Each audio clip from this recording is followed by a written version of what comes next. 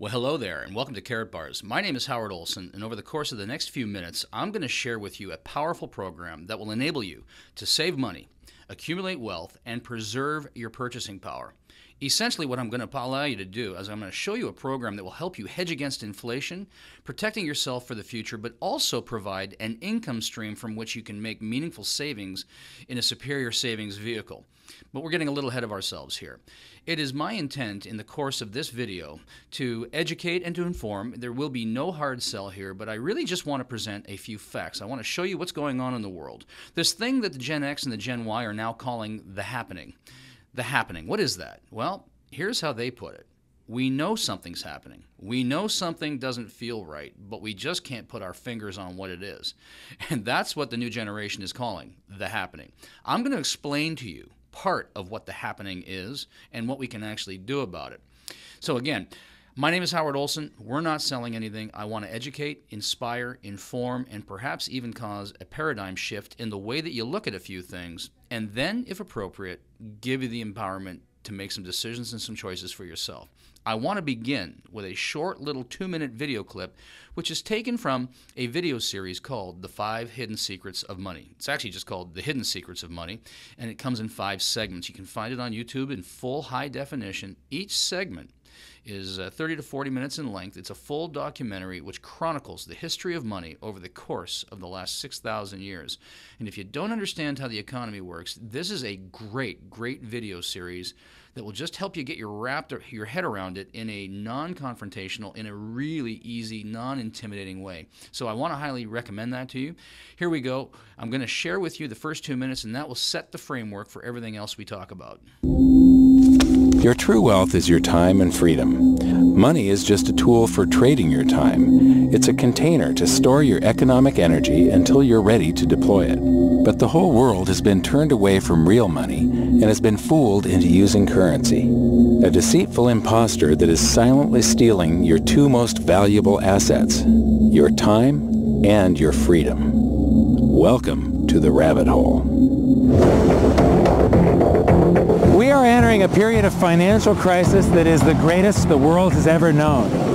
The wealth transfer that will take place during this decade is the greatest wealth transfer in history.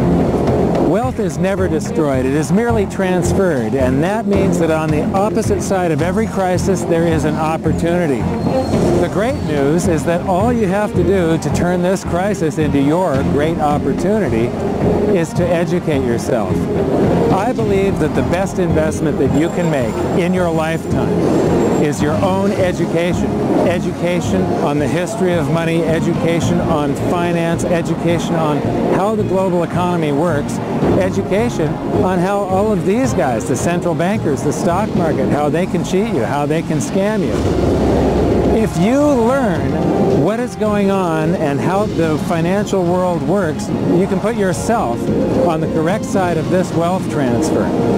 Winston Churchill once said that the further you look into the past, the further that you can see into the future. This program is all about creating your own crystal ball, being able to gaze into the future, being able to change this crisis, the greatest crisis in the history of mankind, into your great opportunity.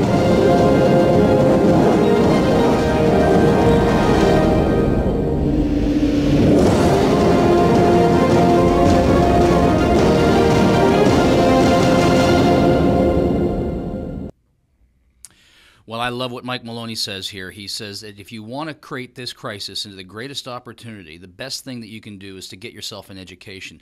Understand how money works, understand how the world works, and understand how the economy works. Ladies and gentlemen, that's what I propose to do with this presentation over the course of the next few moments. I'm going to present to you not just an opportunity, not just a company, not just Carrot Bars. I'm going to present to you a way that you can literally change some of your spending habits into savings habits and get paid in both cash and gold for doing it. But before we get there, I want to talk a little bit about why we have some of the challenges that we have in the world today. You know, Mike says if you want to get ahead, you need to educate yourself. And I want to take us back to school now.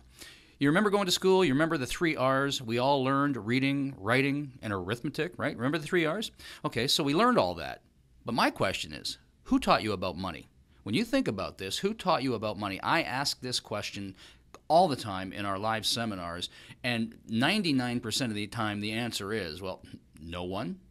And 1% of the time, it's my parents. Now, some of us are fortunate to have good parents with good money sense.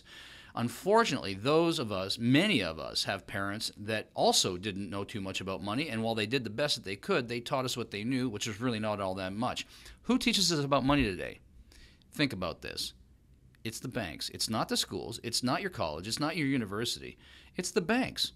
Private corporations who want to sell us on their debt instruments, want to sell us on their credit cards, their mortgages, and financial instruments. And if they're private corporations held by private shareholders and their goal is a profit motive, are the instruments that they're selling to us and educating us on in our best interest or in their best interest? I'm just going to leave that one to you to come to your own conclusion, but I think we're probably on the same page here. Let me ask you a question. When you think about most Canadians and most Americans, most North Americans in a very general sense, do you think they have a plan to get themselves out of debt and have the ability to retire in the next 3 to 5 years if they so desire? I don't think so. Let me ask you another question. Do you?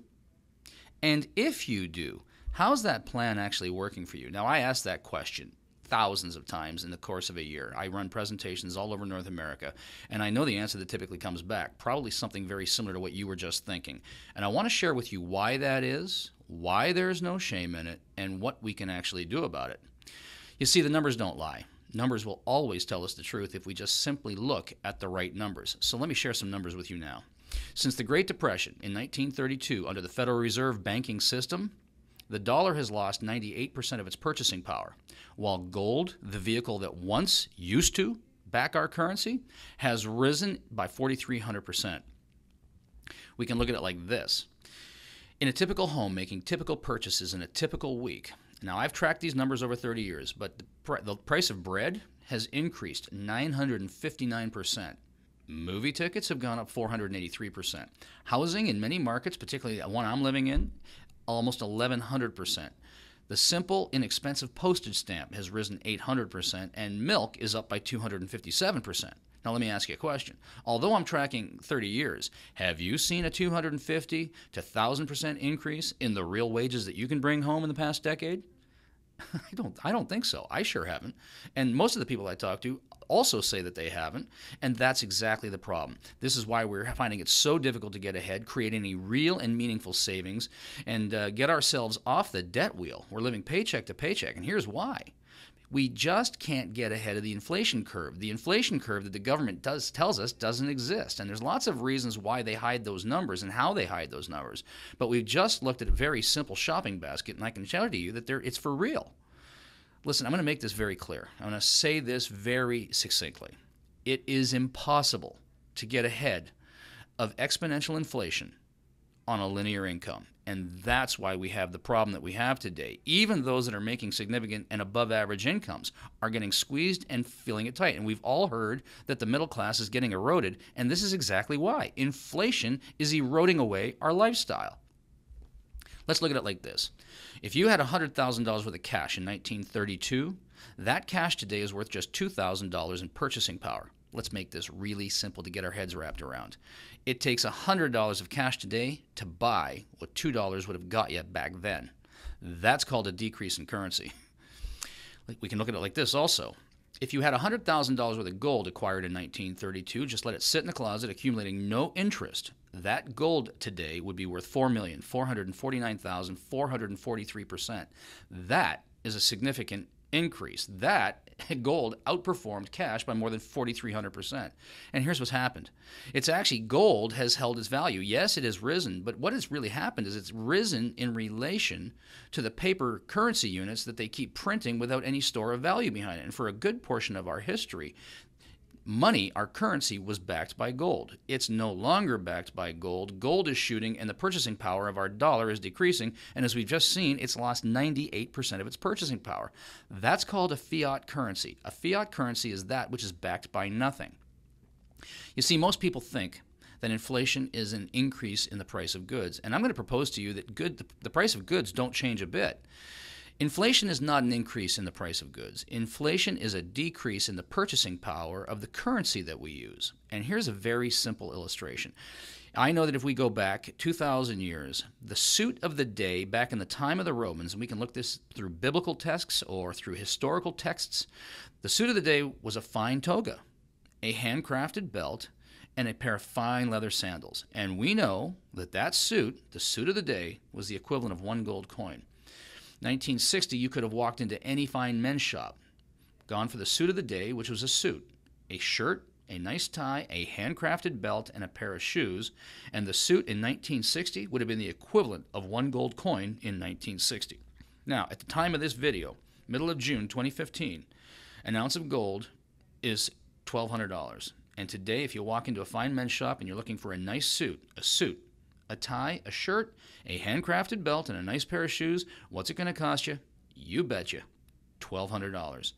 I will propose to you that the price of that suit has not changed in 2,000 years. The price of the suit was always the equivalent of 1 gold coin. In fact, gold has held its value. Gold is God's money. He gave it to us because you can't print it into existence. It comes out of the ground, and it's the currency that God himself created 6,000 years ago. It has outlasted currency. The price of the suit hasn't changed a bit. It was a gold coin 2,000 years ago. It was a gold coin 60 years ago, and it's a gold coin today. Gold has held its value. Cash has eroded. Why? Because they're printing it like it's going out of style. It's a fiat currency. The word fiat is literally a Latin term. It's a Latin word, and the literal translation is, well, it shall be. What that means in relation to currency, fiat currency is a currency that's not backed by gold or silver or any tangible store of value. It's basically money printed out of thin air, created because somebody fired up a printing press and said it will be. And when I showed this slide to my wife, Michaela, she looked at it, she says, oh, fiat money. It's money because I said so. Exactly. Just because someone said so and we have faith in the system, not that there's any store of value in it. And that's the problem with our currency. And we've heard of QE1, 2, 3, 4. Yeah, we've heard of all of that. What's that? It's a fancy term for we're going to print money like it's going out of style. And I'm going to show you exactly how much they've been printing in just a few moments. But Thomas Jefferson, one of the founding fathers of the United States, he said it like this. If the American people will ever allow private banks and the corporations that grow up around them, they will deprive the people of their property until their children will wake up homeless on the continent their fathers conquered. Now, he knew exactly what he was talking about because if you understand the history of the United States and how it was created, it was the Pilgrims. They left England. Why did they leave England? Because of a central bank, because of fiat currency, and because horrendous tax rules. They left to get away from the central bank and the taxation policies. And they understood that if they allowed these central banks into the United States, that they would destroy the very country that they were founding. America was founded on a tax revolt in 1776. I want to bring this back for our Canadian friends, and let's make this a Canadian story also. William Lyon Mackenzie King, one of our prime ministers, he put it like this. The issuance of credit and currency is the state's most precious resource. Once a nation gives up control of its currency, it matters not who makes the laws, because usury, once in control, will wreak havoc on any nation. Now, he knew what he was talking about also. The Bank of Canada was established, they began planning it in 1931. The Bank of Canada opened its doors in 1935, and its sole mandate was to issue currency and credit to the federal government and to the provinces to create the infrastructure that built this great nation. It was the Bank of Canada that provided interest-free loans that built the Trans-Canada Highway, that built our national rail lines, that built all of our schools, all of our hospitals, and all the key infrastructure that created us into the Canada that we are today. And that worked really well. In 1974, Canada was invited to join the then G8. You know what the price of admission was? You must give up control of the issuance of your currency and your credit, and it must now come to you from the international banking cartel called the International Bank of Settlements, the European Central Bank, and the IMF. And ladies and gentlemen, I will tell you now that all of the wars that we fight, all the infrastructure that we build, all of the bridges that go up, if it's funded by the provincial or the federal government, that money is coming to us from outside of the country, and the interest payments that accrue are now leaving the country, and your tax dollars do not stay here to pay our debts. Your tax dollars are actually going to pay interest to foreign corporations. And that's hiding in plain sight. It's very well documented, but nobody, and certainly the mainstream media, isn't talking about it. Canada, as well, is now on a fiat currency, and all of our money is leaving this country, and that's why we're getting squeezed down. Here's a great little infographic. It chronicles the purchasing power of the U.S. dollar, but there's a couple key little pieces here. If you look at this, 1913 is when the Federal Reserve's banking system was created. Now, this astounds most people when I share it with them, but it's an absolutely true fact. In 1913, in a room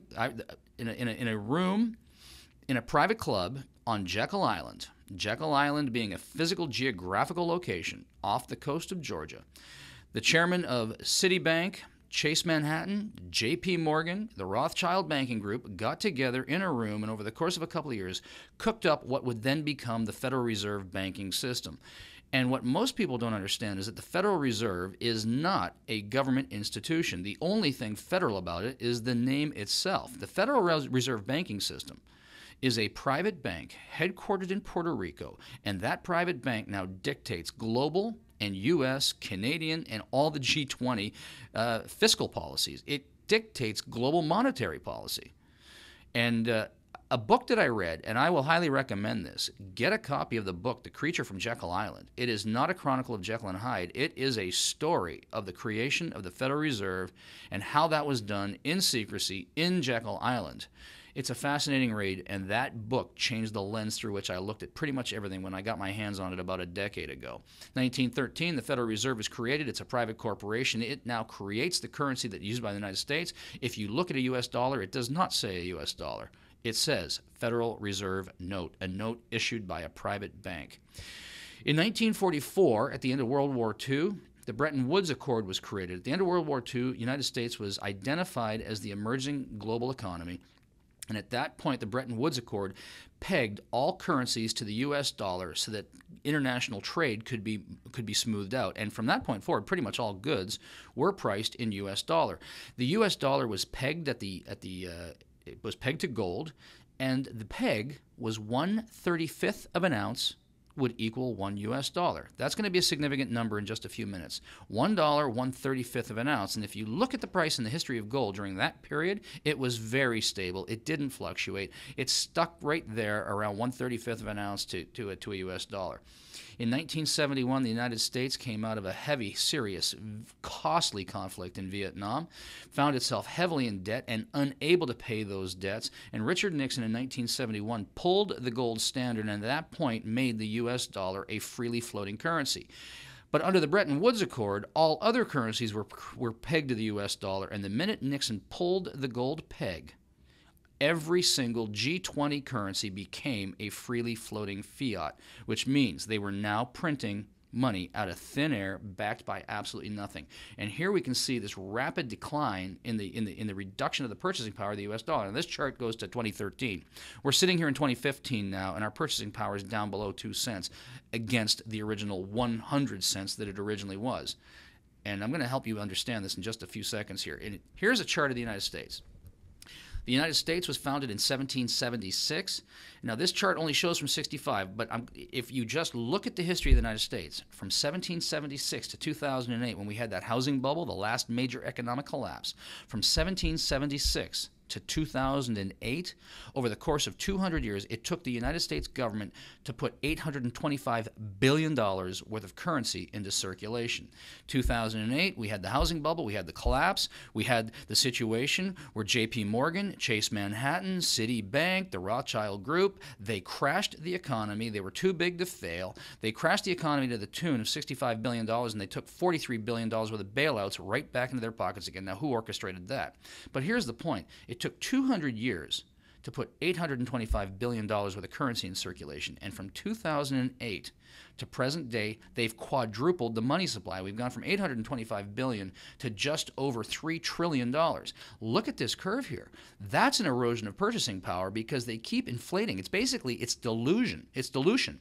If I take a glass of Coca-Cola, fill it half, and if I just slowly pour clear, crystal clean water into that glass, that solution of Coke is going to dilute. Well, that's exactly what they're doing with our currency. They're taking currency and they're diluting its purchasing power by printing more and more and more with no store of value underneath it. And if you think it's just the United States, take a look at this. It's all of them. It's the G20. What do all the G20 nations have in common? Well, let me help you with that. They all have a central bank that's part of a privately owned cartel. They all have astronomical money printing. They're printing money like it's going out of control. They all have a fiat currency, and they all have horrendous tax policies. They're all hugely, insolvently in debt, and they all have a central bank that's printing currency like it's going out of style. And if you don't believe me, just take a look at this. I showed you previously the U.S. chart. Here's Canada's chart. Same thing. China, India, Australia, Russia, and I can show you countless other charts. They all look the same thing. They're all on a rapid hockey stick growth curve. The amount of currency that's being put into circulation, ladies and gentlemen, I am suggesting to you that we have a global currency crisis, and our purchasing power around the globe is being eroded away because they're inflating us through the creation of money from thin air that has no store of value behind it. Here's a picture. This is a real picture, 1923 Germany. End of World War I, Germany came out of the war. The Allies won. They said to Germans, okay, you must make war reparations. You must pay for the damage that you caused, and you got to make Europe whole again. Well, Germany didn't. Germany had a gold-backed currency. These new restrictions that were put upon them, what the world had imposed on, they were completely unable to pay it. So what did they do? They unpegged their currency from the gold standard, turned it into a freely floating fiat currency with no store of value, and all of a sudden the currency began to inflate. They started printing and printing and printing. Now, this is a real story from 1923. My wife, Michaela, is German. My father-in-law is in his mid-80s, and he lived through this. And they tell me that back in those days, the price of goods began increasing so rapidly that a loaf of bread that was $2 in the morning was all of a sudden $4 in the afternoon, was all of a sudden $6 the following day, because the currency was out of control. In fact, the prices were rising so rapidly that workers were being paid twice a day, because if they only got paid at the end of the day, they wouldn't be able to afford anything. So they'd pay them in the morning to get their groceries, and then they'd pay them again in the afternoon to get whatever they needed again.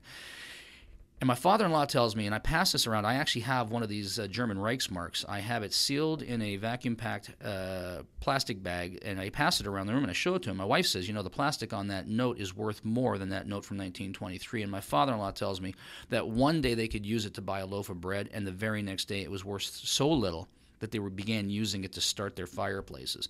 This is an actual picture of German citizens sweeping Reichsmarks off the street because they were worth nothing. Ladies and gentlemen, over the course of the last several years, our purchasing power has declined from 100% to 98% to 2%. We've lost 98% of our purchasing power. And if they keep printing this, and they will keep printing this, how much further can it go before it's worth nothing? Do you know that the average fiat currency has a lifespan of 27 years? There is not one single example in the history of the world of a fiat currency that has survived. There isn't one. Every fiat currency ends in a disaster. The average fiat currency lasts 27 years. The Canadian fiat currency right now is sitting at 41 years. We've outlived our lifespan. The U.S. currency is sitting at 44 years. Now, if we know that the average lifespan is 27, that not one single currency has survived, not one single fiat currency has survived, and we've already lost 98% of our purchasing power, how long will it be until our currency implodes and we go into a period of hyperinflation and we'll be the people that are sweeping our dollars off the streets? I don't have a crystal ball, and I don't know if it's tomorrow, and I don't know if it's a year from now, but I know it's coming. I know it's coming. And, Voltaire just put it like this. The great author, the thinker, philosopher, playwright, he says, paper money will always return to its intrinsic value, zero. I want to give you a quick comparison of savings, what this could mean to our savings accounts, our retirement savings, our children's education funds, or anything else that might be important to us. I just take a little track over the course of 20 years. I say if you would have saved $65 a week, or let's call it $300 a month over the course of 20 years, from 1995 to present day, all right, I'm going to keep this really simple, so I'm not going to start adding in compounded interest, because at the end of the day, there is no interest anymore, right? I mean, you put your money in a bank, you get 1% on it, so it's insignificant anyway. But had you put aside $300 a month for 20 years, you would have put aside $72,000 in cash. However, if you would have put aside $300 a month in cash and stored it in gold, you also would have put aside $72,000 of cash, which is now sitting in gold. But if we look at what's happened to the purchasing power over the course of those 20 years, that $72,000 worth of cash has eroded to just $56,000. In other words, it has lost $16,000 of its purchasing power. However, had you put that $300 a month into gold, yes, you would have had $72,000 worth of cash put aside. But today, that gold would have a purchasing power of $236,000. In other words, a net increase in purchasing power of $164,000. My question to you is, if you understand that gold is a store of value, that gold will hold its value, and that our paper currency is declining, what could this mean toward your savings strategies? And now I just want to ask you a question. Well, how would you rather save? You want to use that paper currency that Voltaire was talking about? Or do you want to put it into a safe, stable store of value that will actually hold, preserve your purchasing power, and protect you hedging against the inflation of the future? That's a question I'm just going to leave with you to sort out for yourself. But I think I know what the answer probably is. Ray Dalio, one of the richest men in the United States. He is pretty much known as a brilliant philosopher, an incredible economist. He's a serial entrepreneur. He's chairman and CEO of the Bridgewater Group, the largest and most successful hedge fund in the United States today. He's a multi-billionaire. And this is a direct quote from Ray Dalio. If you don't own gold, you simply don't know history. Ladies and gentlemen, I'm trying to show you a little bit of history. I'm trying to show you what's happening in our own world right here, right in front of us. And I'm going to suggest to you that you probably want to get your hands on some gold. So let me ask you a question. You live in a home, you have an apartment, do you have home insurance? Do you have some form of medical insurance, whether the government-operated insurance or maybe something supplemental to that? And if you drive a vehicle, do you have car insurance? Probably the answer is yes. But let me ask you this. Do you have any money insurance? Money insurance, you say, well, what's that? Well, we're starting to get a little clue. Let me show this to you. Pretty much every expert we read, so we can look at Kiyosaki, Mike Maloney, Jim Sinclair. The list goes on and on and on. All the experts basically recommend that if you want to protect yourself against inflation, Ray Dalio, hold gold and hedge yourself against inflation. I'm going to say it again. They'll all tell us, hold gold and hedge yourself against inflation. But here's a problem. Gold is expensive. Most people, as we've already illustrated, are so stretched living paycheck to paycheck or trying to, maintain their lifestyle that they just don't have $1,200 to $1,300 in their pocket that they can go and get themselves an ounce of gold at a time to go and create any real meaningful long-term savings. And even if we could, there's another problem with it. Many of us just don't know how to get it. It's inaccessible. Where do I find it? Where do I get it? And even if I know where to get it, what do I do when I finally have it? Where do I keep it? Where do I store it? How do I keep it safe and secure? And even if you had the answer to those first two questions, it's difficult to use. You can't just go down to the bakery or the gas station or the grocery store and go looking for your next loaf of bread or your next tank of gas and give them an ounce of gold worth $1,200 and expect to get change in return. They're just going to look at you very strangely. They'd probably like to have the gold, but it's not transactable. It's not transaction friendly. If you wanted to use it, you'd need to take it down to your bullion dealer, get the cash for it, and then use that cash in the supermarket or the gas station to get your gas. So there's a problem. Gold is clearly the answer, but we need to get it into a more usable format. So gold is the answer. There's the problem. Here is a solution. I want to introduce you to what this is all about. The company's called Carrot Bars, and the product is a carrot bar. Carrot Bars International specializes in making 99.9% pure currency-grade gold, LBMA certified gold, in smaller, more transaction-friendly units so that people of the world can afford it and get their hands on it. And then they'll provide you a mechanism by which that you can buy real gold bullion using an e-commerce platform and change it back into cash at the time you need it, having hedged yourself against inflation. It's a beautiful, beautiful e-commerce platform dealing in real gold bullion that is yours. And one of the games of the wealthy, they have a system called vaulted gold. And it's been reserved for the, and by the way, here's a statistic for you. Only 1% of the world's population actually hold gold. We've all heard of the 1%. Who are the 1%? Who are the 1% that own gold? The wealthy. Carrot Bars, what they've done is they've created a system that makes gold available to the other 99. And what the wealthy have done is they have a system called vaulted gold where they hold their assets offshore legally and legitimately and hold them there. Carrot Bars, with their e-commerce platform, will allow you to acquire pure currency-grade gold in small transactable amounts, and they'll either hold it for you in a vaulted format or ship it to you at will as you request it. It's brilliant. And really, here's what we're doing.